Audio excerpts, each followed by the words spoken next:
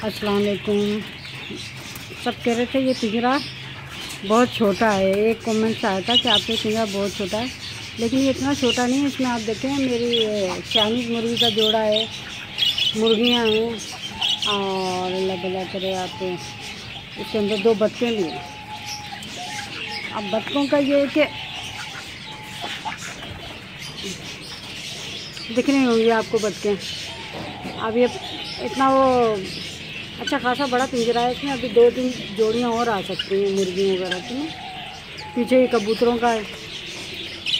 पहले आपने देखा होगा मेरे कबूतरों का जो था वो नीचे बहुत था तो इतना ही पर क्या कहते हैं नीचे बहुत था। वो घुसना पिटना ना उसमें बड़ा मुश्किल हो जाता था सफाई। अब ये मैंने ना कम से कम ये 3.5-4 फीट है ऊपर और 3 फीट तो है ही, 3.5 फीट। और अच्छा खासा इसमें कबूतर है। वो अंडा भी तोड़ दिया गधे ने। बाहर अंडे दे देती है ये हमारी कबूतरी। हटो भाई सामने से, अंडे देखने दो इनको। तो बस ये बाहर दे देती है, वो अंदर कोई नहीं बैठा शायद गर्मी की वजह से। तो ये आप देखें पिंजरा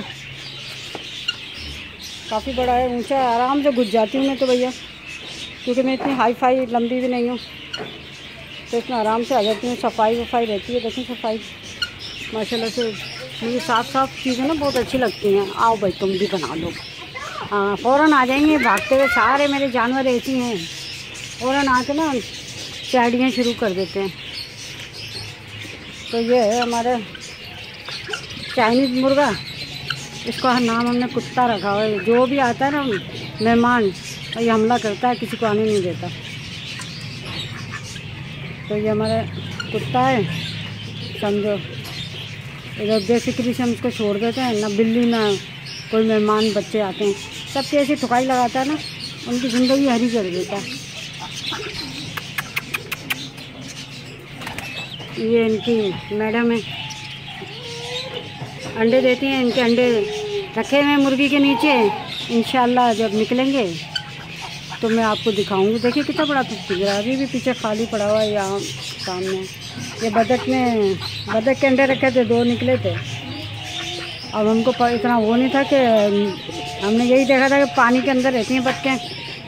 हमने उनको पानी में डाल दिया, वो बेचारे भीग कूद के मर गए। 1 बज गया।